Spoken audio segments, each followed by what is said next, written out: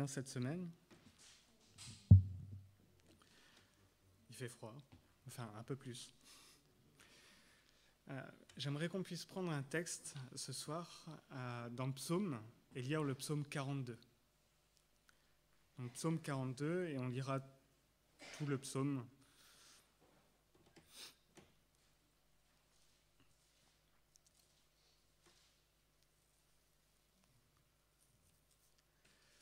Au chef de chœur, cantique des descendants de Corée. Comme une biche soupire après des cours d'eau, ainsi mon âme soupire après toi, ô Dieu. Mon âme a soif de toi, a soif de Dieu, du Dieu vivant. Quand donc pourrais-je me présenter devant Dieu ? Mes larmes sont ma nourriture, jour et nuit.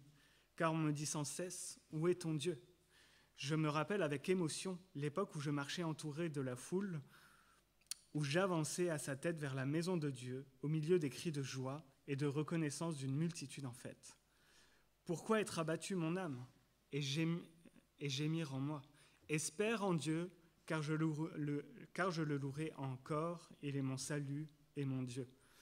Mon âme est abattue en moi, aussi c'est à toi que je pense, depuis le pays du Jourdain, depuis l'Hermon, depuis le mont Mitsar. L'abîme appelle un autre abîme au fracas de tes cascades. Toutes tes vagues et tous tes flots passent sur moi. Le jour, l'Éternel m'accordait sa grâce. La nuit, je chantais ses louanges. J'adressais ma prière au Dieu de ma vie. Je dis à Dieu, mon rocher, pourquoi m'as-tu oublié ? Pourquoi dois-je marcher dans la tristesse sous l'oppression de l'ennemi ? Mes os se brisent quand mes persécuteurs m'insultent et me disent sans cesse, où est ton Dieu ? Pourquoi être abattu mon âme et pourquoi gémir en moi ? Espère en Dieu, car je le louerai encore, il est mon salut et mon Dieu. Amen. Qu'on puisse simplement prier avant d'aller plus loin. Seigneur, je veux te remercier encore pour ta fidélité. Merci Seigneur pour ta grâce, pour ta bonté. Seigneur, merci mon Dieu pour ta présence, Seigneur, dans ce lieu. Merci Seigneur parce que jour après jour, Seigneur, tu es là.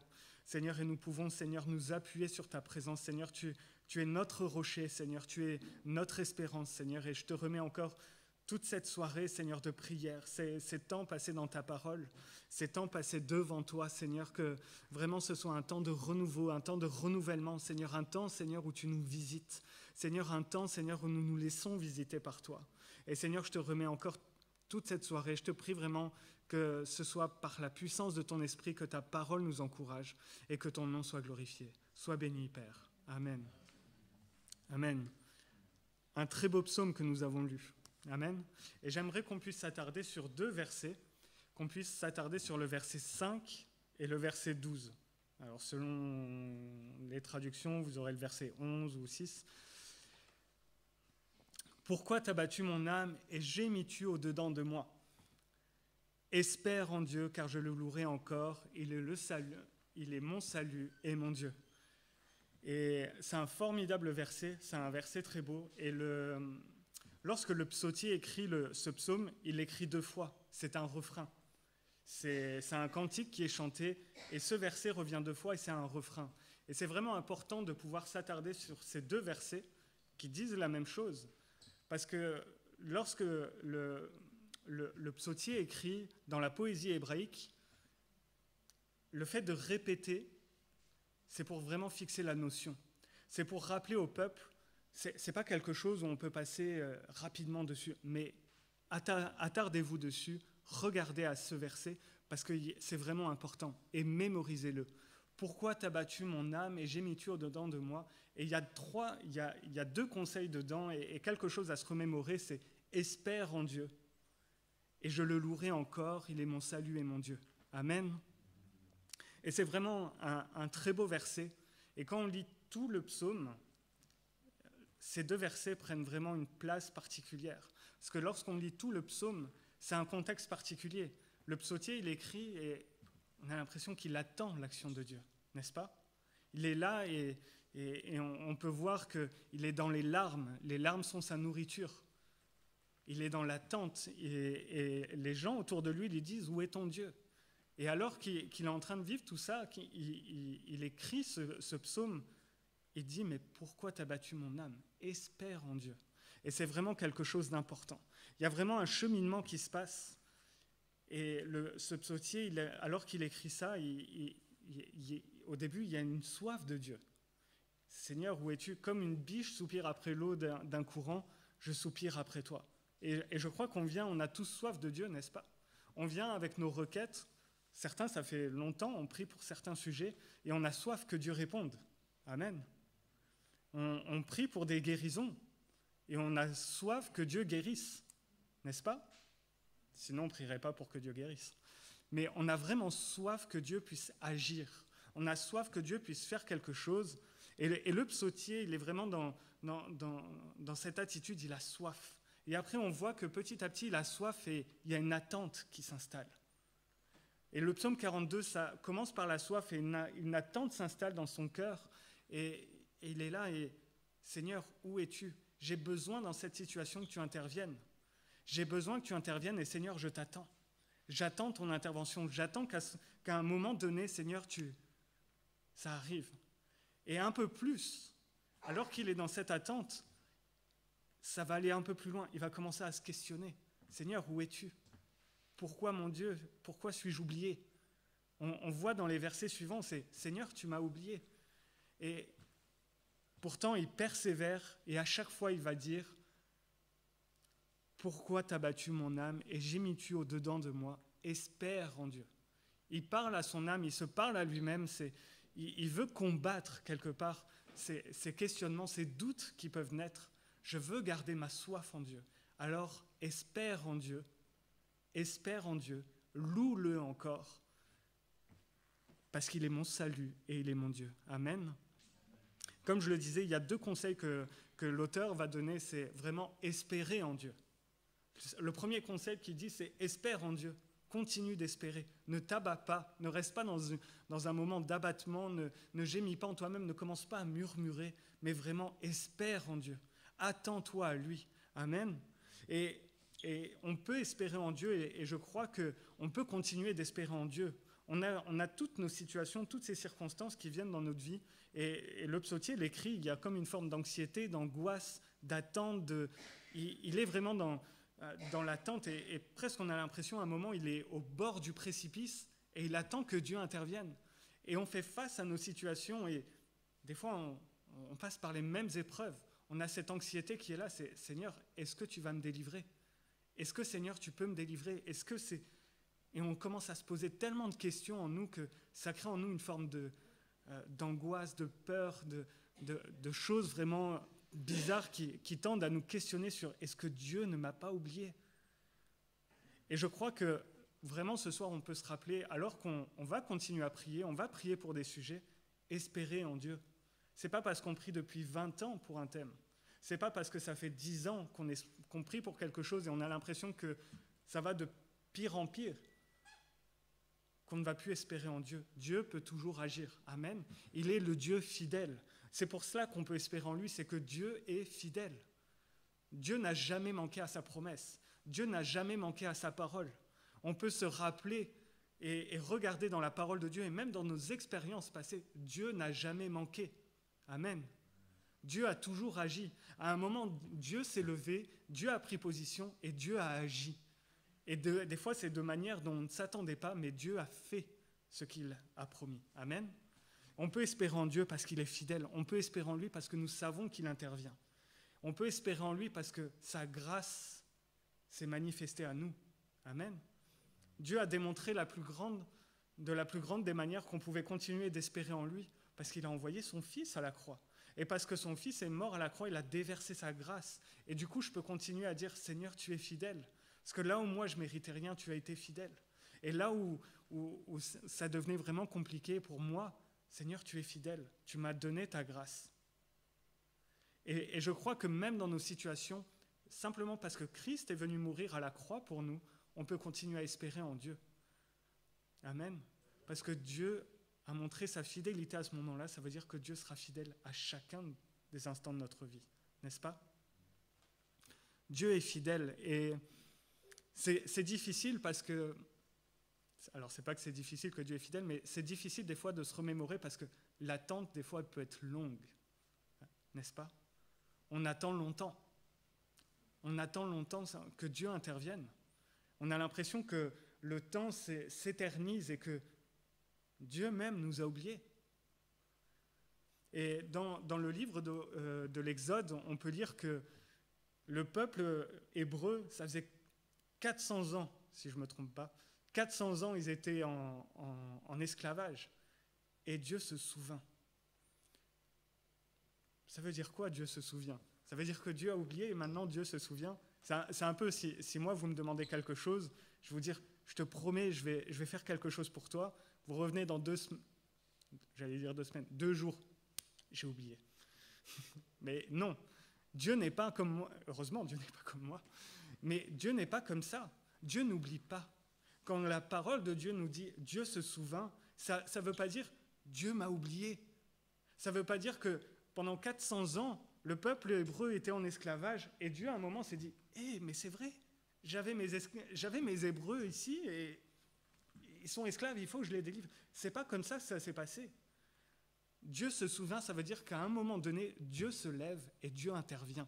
Et Dieu manifeste et Dieu se met à l'œuvre pour agir pour son peuple. Dieu n'a jamais abandonné son peuple pendant 400 ans. Mais Dieu a permis ce temps pour manifester sa grâce à un moment vraiment particulier, n'est-ce pas? Et frères et sœurs, dans toute cette attente, des fois, nous, ça fait 40 jours, 10 ans, 40 ans qu'on attend. Le peuple d'Israël a attendu 400 ans et Dieu a intervenu.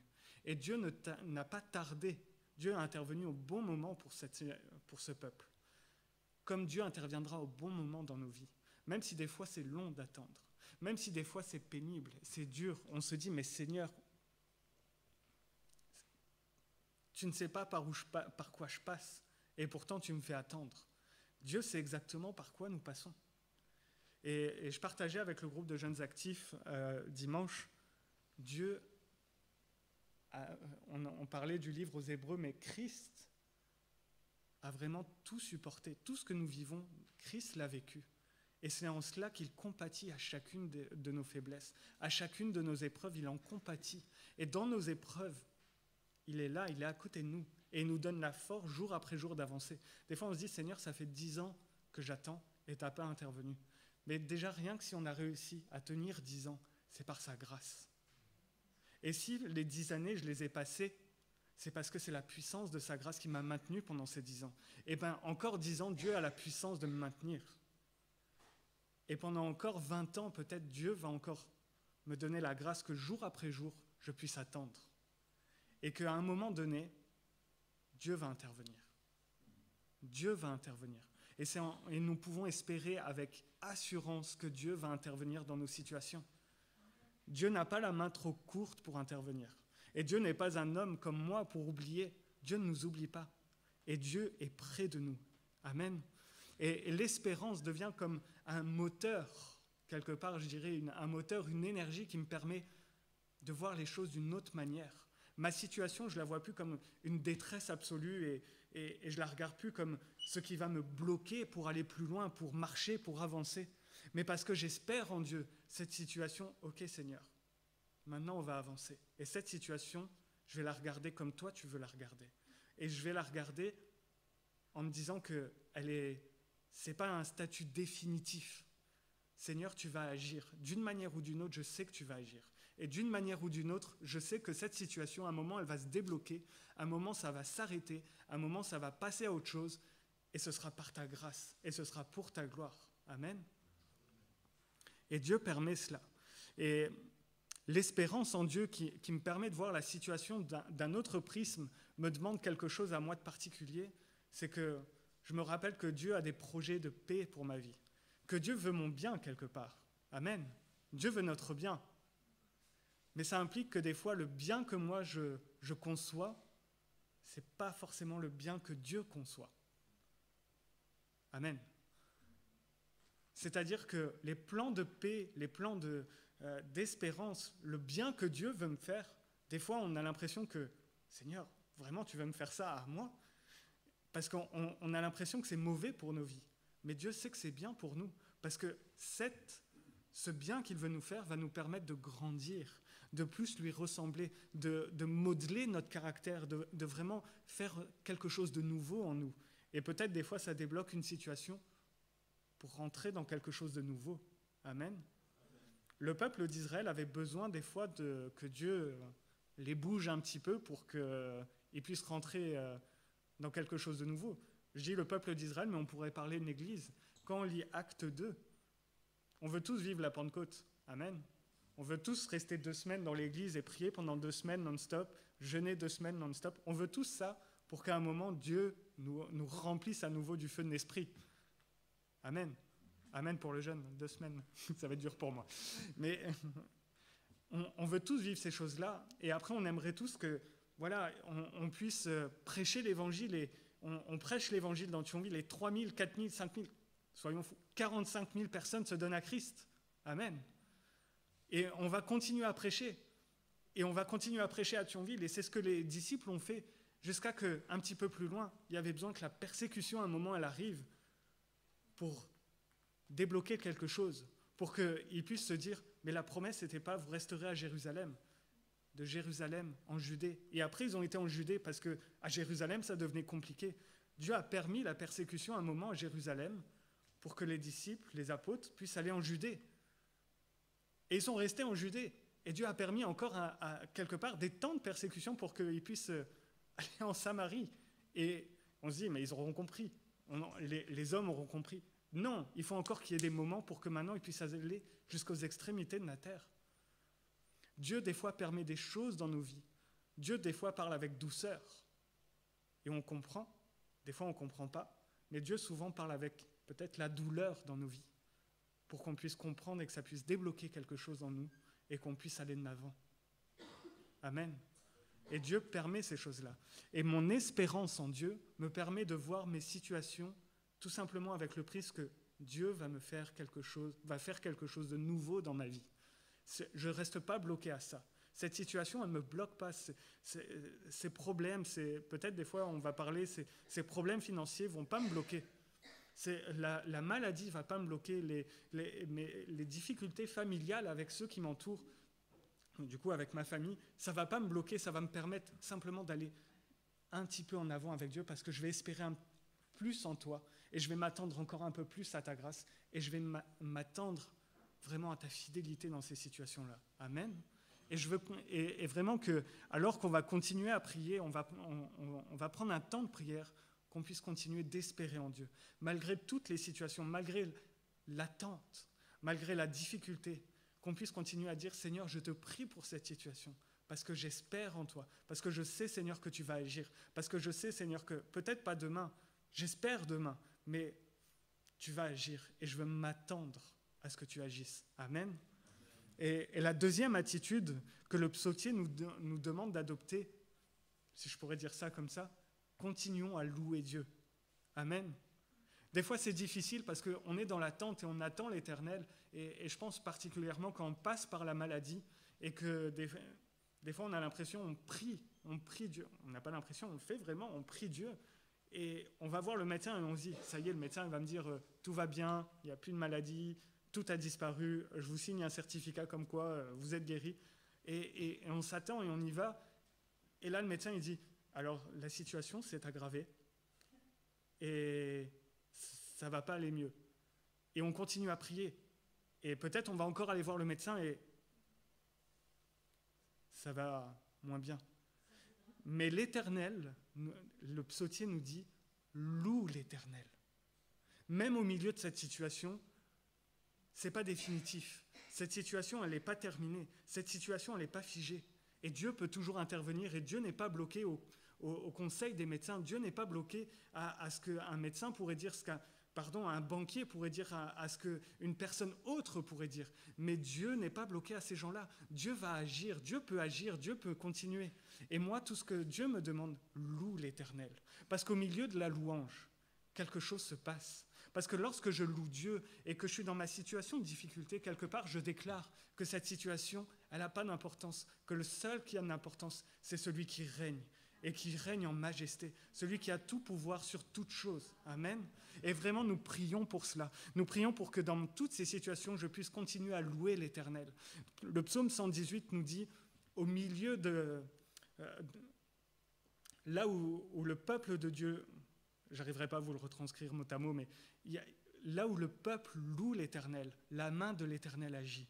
Et lorsque nous louons Dieu, nous proclamons que Dieu agit dans nos vies. Et nous proclamons que l'Éternel change les choses. Amen.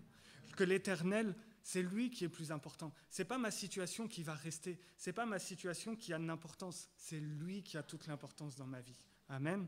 Et quelque part, ça nous apprend à vivre dans la grâce. À tout moment, Seigneur, je veux te louer. J'attends pas le dimanche matin, j'attends pas un temps de louange particulier dans ma journée.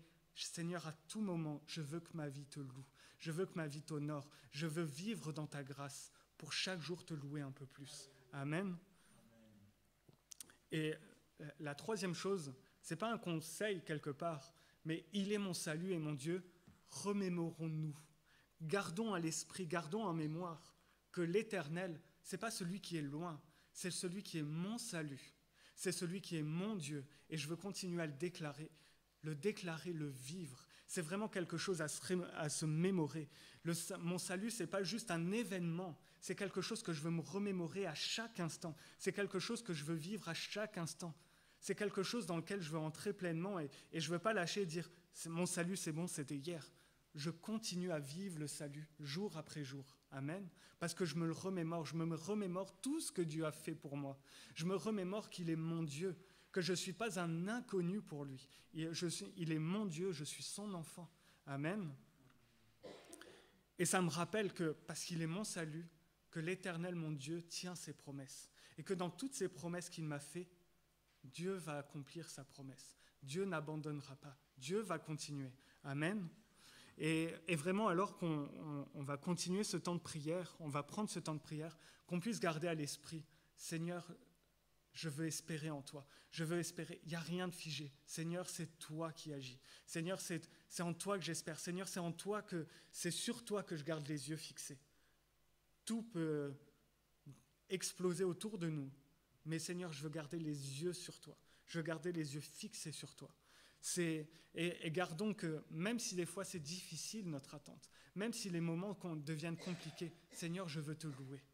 Parce que malgré tout, tu es l'Éternel Dieu Tout-Puissant. Et que malgré toute situation qui peut perdurer, malgré toute situation qui semble impossible, rien n'est impossible à mon Dieu. Et mon Dieu, je veux l'adorer. Je veux l'adorer simplement, avec mon cœur, avec ma voix, avec ma bouche. Et que vraiment nous puissions aller devant Dieu avec cet état d'esprit et nous rappeler qu'il est notre salut, il est notre Dieu et qu'il peut tout accomplir. On chantait dimanche, Dieu de l'impossible, tu peux tout accomplir. Et Dieu peut tout accomplir dans nos vies. En accord avec son plan, Dieu peut tout accomplir. Et que vraiment nous puissions demeurer avec lui, que nous puissions garder espoir et que nous puissions... On va venir avec Dieu et on se dit, mais j'ai toutes ces requêtes de prière, mais même à travers toutes ces requêtes de prière, je peux louer l'Éternel. Et que vraiment nous puissions prendre place et louer l'Éternel. Que son nom soit béni. Seigneur, je te remercie encore pour ces moments. Je te remercie encore, mon Dieu, pour ta grâce, pour ta fidélité. Merci, Seigneur, mon Dieu, parce que tu es mon espérance, tu es notre espérance, tu es celui qui vit à jamais, tu es celui qui est glorieux, glorifié. Seigneur, que ton nom soit béni, Seigneur, au-dessus de tout nom. Seigneur, que la louange, Seigneur, te soit adressée, Seigneur, ce soir. Et Seigneur, qu'au milieu, Seigneur, alors qu'on va te faire connaître, Seigneur, vraiment tous nos sujets de prière, tout ce que nous avons sur le cœur, Seigneur, que ton nom soit élevé, Seigneur, et que nous puissions être fortifiés par ta présence, que nous puissions garder à l'esprit, Seigneur, que tu es le Dieu de notre espérance. Seigneur, c'est en toi, Seigneur, que nous avons espérance, Seigneur, que nous avons joie, que nous avons la paix. Seigneur, et je te remets vraiment toutes choses encore entre tes mains, et que ton nom soit glorifié, Père. Dans le nom de Jésus, Seigneur, je te prie. Amen.